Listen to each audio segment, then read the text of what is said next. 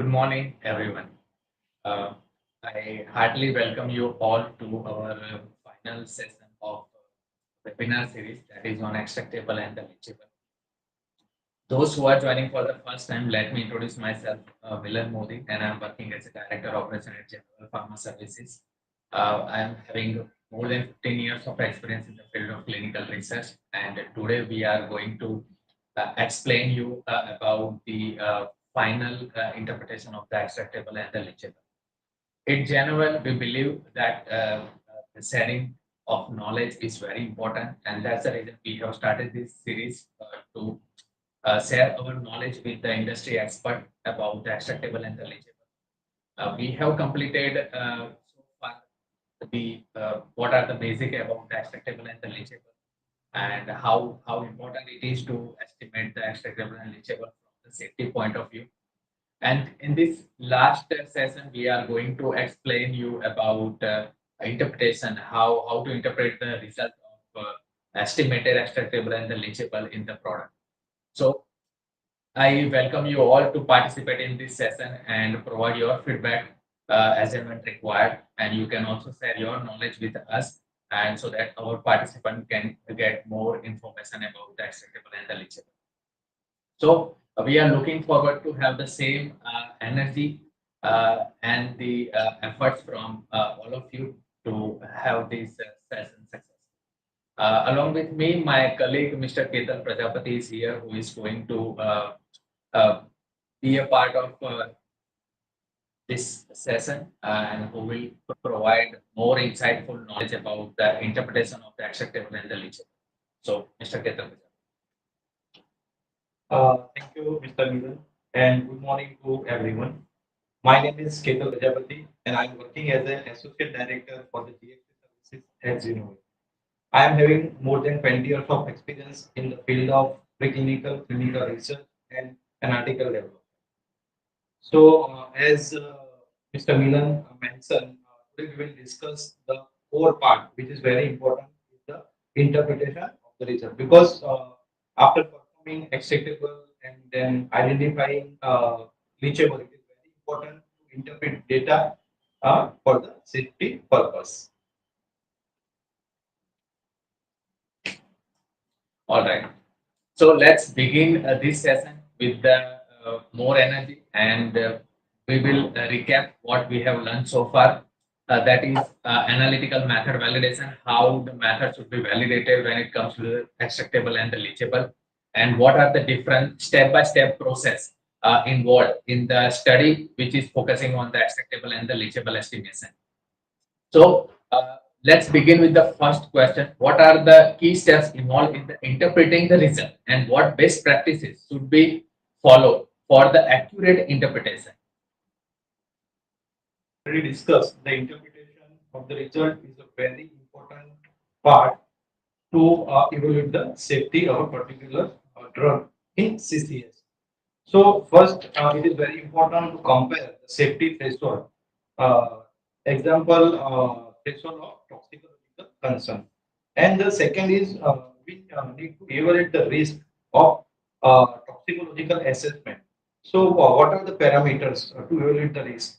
So first is we can review the literature. Then second is the structure activity relationship SCR model, and also we can calculate the NOAEL and PDE for the risk assessment.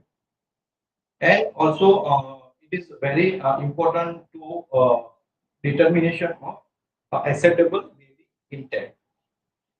So the best practices for the interpretation, as we have already discussed, the method should be validated to generate accurate results.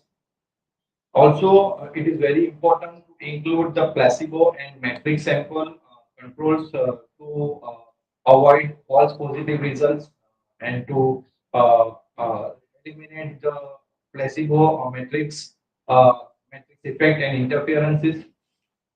The next is we have to engage a toxicologist early if we found any additional peak which is related to the toxicity. Then it is very important to evaluate this data with the toxicologist.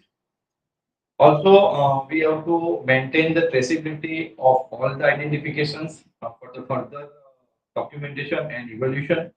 And it is very important to follow the regulatory guidelines that we have already discussed, USP chapter 1664 and US FDA ICH Q3E guideline. So that's really nice to know. And can we discuss more about the step-by-step process for the interpreting the generated results of the extractable and leachables? Yes, it is a step-by-step process for the interpretation of the results. So first is to detect and quantify peaks which is observed during the analysis. Second, it is very important to compare the peak levels with the AAT value, and for that identify compound if it is above AAT, and to calculate the AAT we have to use SCT for the unknowns and PD for the known compounds, and then conduct the toxicological risk assessment if needed. Discuss ACT, PD, AAT. Let's understand what is the its terms and how it is useful for the interpretation of the data. So first is the safety concern threshold.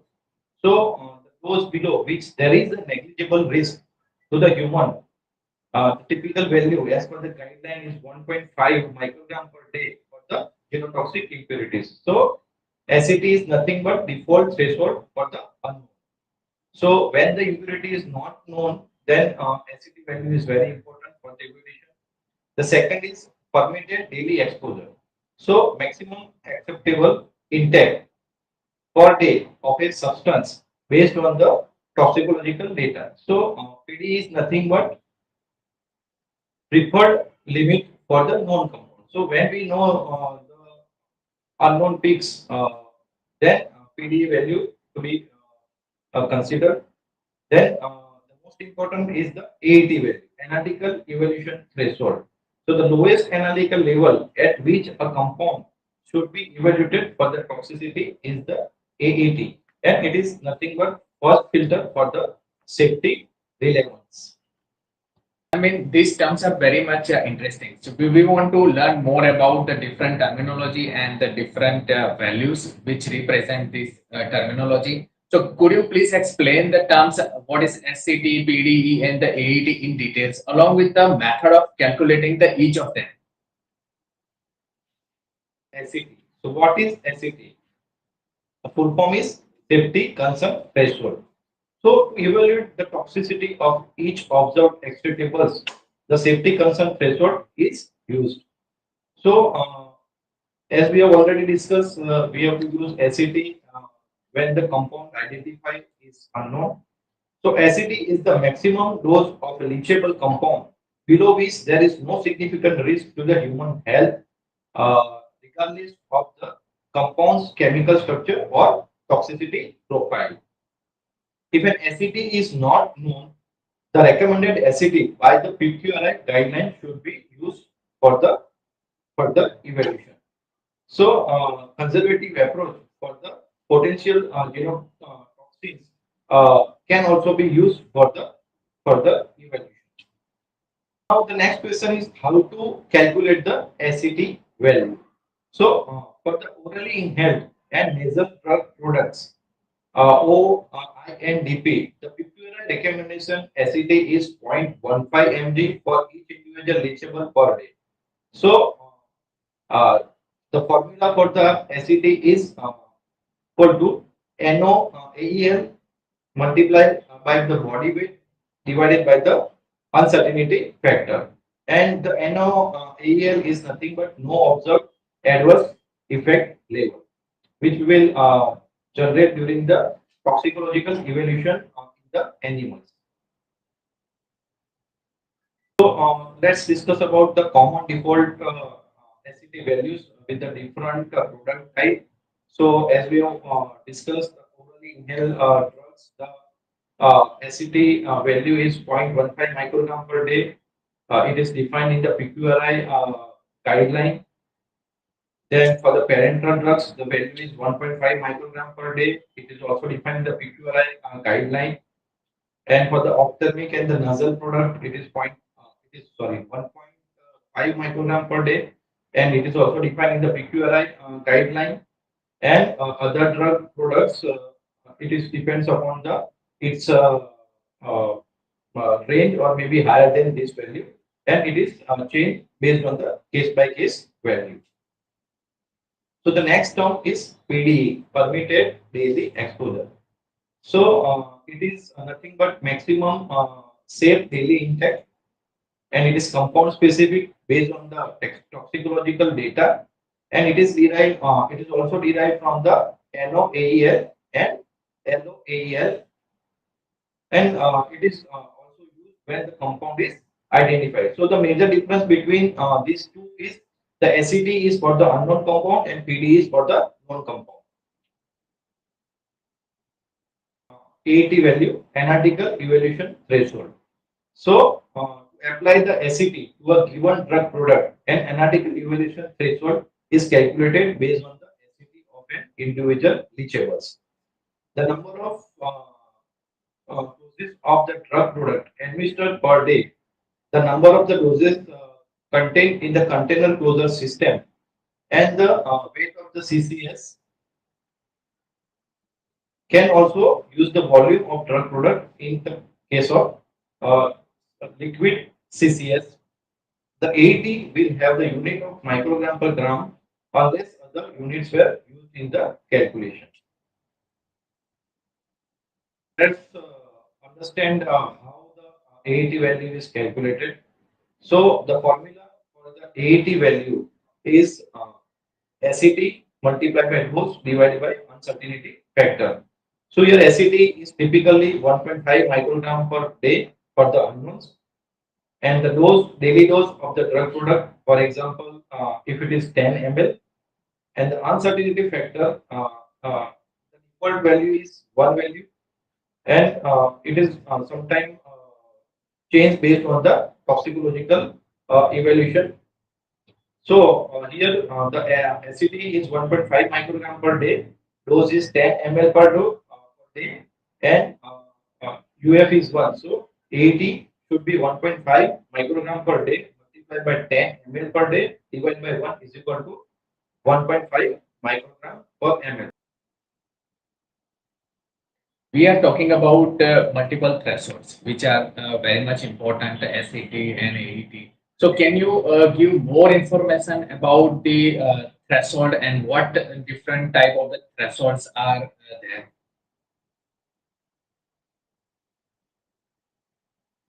First, like as per the PQRI guideline, the PDP identification threshold, it is ACT derived. So as we have seen, the formula for the AET is like ACT multiplied by the dose divided by container closure system doses per day multiplied by the uncertainty factor. So AET expressed as reachable per container. Also, the AET expressed as the reachable concentration, and AET expressed as a reachable device component. So we have like different formula to calculate the AET for the particular cases, which is defined in the PQRI guideline.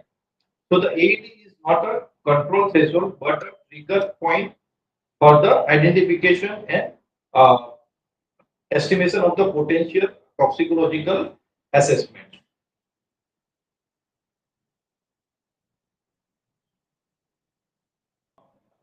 Pictorial presentation given to how to identify the AET value. So here in the chromogram, a dotted line is the exact concentration of the AET value. So if we see if the peak that are below the AET value, there is no concern, and there is no need to further evaluate these compounds. Whereas the compound that are coming above the AET value, the peaks that are above the AET value, it is the concern, and it is required to identify them and report them, and if it is necessary, then toxicological evaluation and risk assessment required for those pigs. As we have discussed earlier, then inclusion of the control and placebo sample is very important for the estimation and identification of the pigs. So, inclusion of the control samples can greatly simplify the analysis of the reachable results. Once recommended control is to store the drug products in a different CCS under the same storage condition of the same length of the time for exact comparison between the samples and the control and placebo samples. Is result and evaluation of results. So results from the analysis are reported as a concentration of the leachable in the drug product. If a leachable is observed above the 80, additional experimentation may be necessary to confirm the identification of the leachable. So additional toxicological evaluation may also be needed to assess the risk of the leachable. After getting result, it is very important to see the impact. So next is impact assessment. So results about 80, a specific leachable, the project team must take action to prevent the patient from being exposed to the level of the leachable. A summary of the use cases is provided when we have to use SCT, PD, and EAT. So, as we have discussed, SCT is for the unknown compounds, and as per the PQRI guideline, the value is 1.5 microgram per day, and the purpose is uh, to identify the risk screening. Then PD is for the known compound, and the value it is based on the compound, is compound specific, and determines acceptable exposures. And the AD we have to use for all the analytical data, and the value is like calculated based on the information, and it triggers the identification of the toxicological risk evaluation. Uh, there are multiple steps for the interpreting the detected leachables. So it's starting from the step one, measure and identify the compound. So for that we can use the library to match with the unknown peaks, or we can tentatively evaluate the peaks. The second is quantify the peaks. We can use the ready available calibration curve standards, and it is also required internal standard for the accurate generation of the data. Then after generating the data, it is required to compare the data with the AET value, and if it is above the AET value, then it is required to perform the toxicological assessment and assess against the SCT or the PDE value. If no PDE, then we can use the SCT as a threshold, and the next step is compare with the PDE if the compound is identified, and then perform the toxicological risk assessment if needed. So it is very interesting to we got to know about the different type of the threshold and the different terminology. Can you please also give some real-time example to understand it better?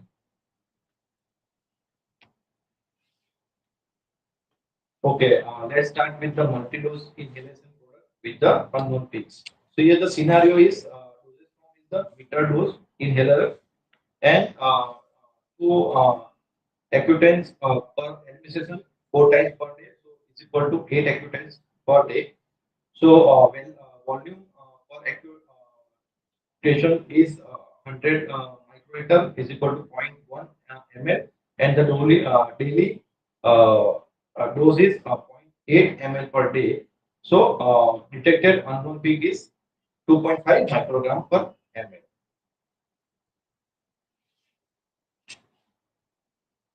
So, as for the AET calculation, if we see the AET value is coming 1.2 microgram per ml. So for the further evolution, 2.5 microgram per ml is greater than 1.2 microgram per ml. So the value is above AAT value. So the compound is unknown compound. So it is required to compare with the acidity value. So here 2.0 microgram per day is greater than 1.5 microgram per day. So it's also exceeded acidity value. So it's required the toxicological risk assessment. And if structure has a genotoxic alert, then safety concern escalation and needs justification or control for the further use. Second example is for the injectable biologic with the identified leachables. So here the product is 10 ml refill syringe, single use, and the detected compound is bisphenol A.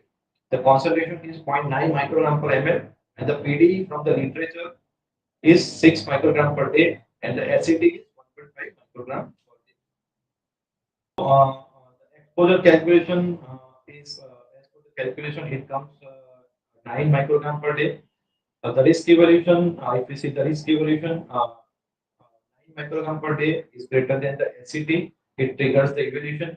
And if we compare with the PD value, 9 microgram per day is greater than 6 microgram per day, so it exceeds the PDA value. So BP is also known reproductive toxicant.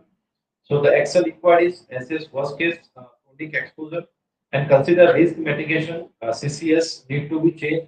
Extractable studies, formulation barrier, and labeling uh, reconstruction is required. Example, not for the it cannot be used for the pregnant woman. Example is for the chronic transdermal pad with the leachables phenol. So in the scenario is pad duration is 24 hours. Surface area exposed is 50 centimeters square. The extruded compounds is phenol, non-irritant, and also CNS toxicants. So the concentration here is 3 microgram per centimeter square, and the total dose is 150 microgram per day. So PDA from the literature is 30 microgram per day. The AET value, the AET value is 1.5 microgram per day, and for the further evaluation, 150 microgram per day is greater than the PDA value, which is 30 microgram per day. So significant safety concern. So since the transdermal product, then evaluate the systematic absorption rate. If the dermal absorption is more than 10%, the effective exposure is equal to 15 microgram per day within PDE. So the Excel required is model systematic exposure, PBPK modeling or the dermal absorption studies required, and the conclusion is acceptable if the absorption data supports the systematic exposure.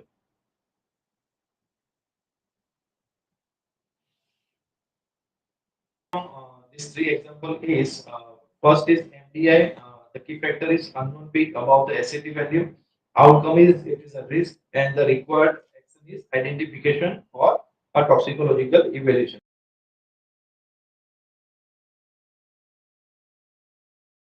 The key factor is it is a non-toxicant, and the PDE value is the non-toxicant, so it is also a risk. And the action required is mitigation or the CCS need to be changed. The third example, the pH, it is key factor, it is above the PDE, but the low absorption. So potentially acceptable, and we need to work on the absorption modeling.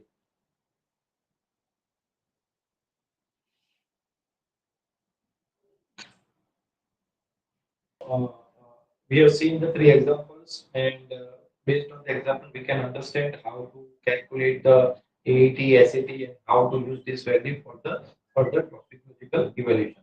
So let's discuss about the best practices. So calculate the AET before the analysis, use the SAT for the unknown peaks, apply PDE only after identification, and engage toxicologist early, and document all the decisions.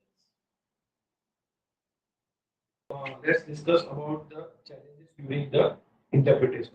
So sometimes because of the low level leachables, it is very difficult to identify the leachables because of the interference from the formulation matrix. Sometimes it is very difficult to identify the actual beings. Also, it is challenging to identify the unknown compounds and regulatory expectation for the risk-based justification is also a challenging task. Of overall interpretation data is interpretation requires integration of analytical and toxicological data. AED is a practical screening tool. PD provides compound-specific safety thresholds, and risk-based approach is a key to the reachable management. We would like to know more about the potential risk associated with the improper calculation of all these threshold SCT, PDE, and the AET. So, do you have more in-depth information about miscalculation of all these thresholds? Okay. So let's discuss the risk of improper SCT, PD, and AET calculation. Most important is patient safety risk. So exposed to the toxic substance due to the undetected leachables, genotoxic or carcinogenic compounds may go unflagged. Cumulative exposure risk in the chronic use scenarios and inaccurate PDE may under or overestimate the true safety data. This regulatory risk, so non-compliance with the FDA, EMEA, ICH guidelines, submission delays or the rejection, negative audit findings and the warning letters, incomplete justification in regulatory documents.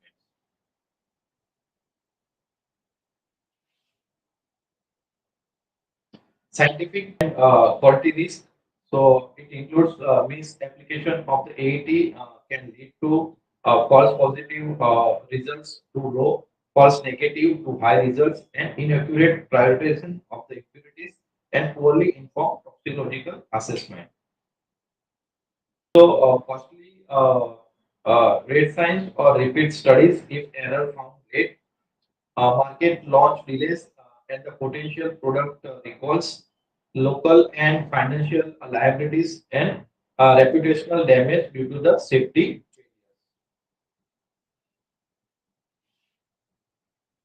Summary of the key risk is provided based on the risk type and results of the improper SCT, PD, and AET used.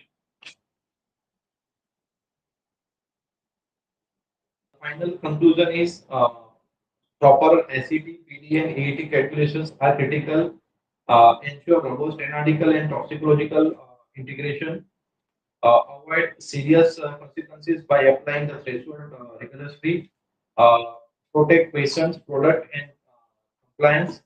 Leachable present unique challenges in assuring drug product safety and efficacy. The experimental approach discussed represents a rational experiment approach to evaluate the risk.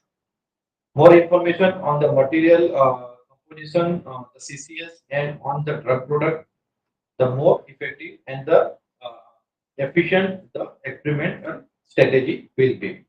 So, extractable and leachable testing is a critical for the patient safety and regulatory compliance. Identification requires advanced analytical techniques and interpretation hints on toxicological evaluation and regulatory guidance.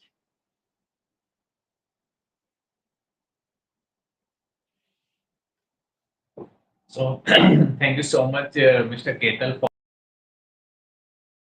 that lesson and the knowledge about the acceptable and the leachable.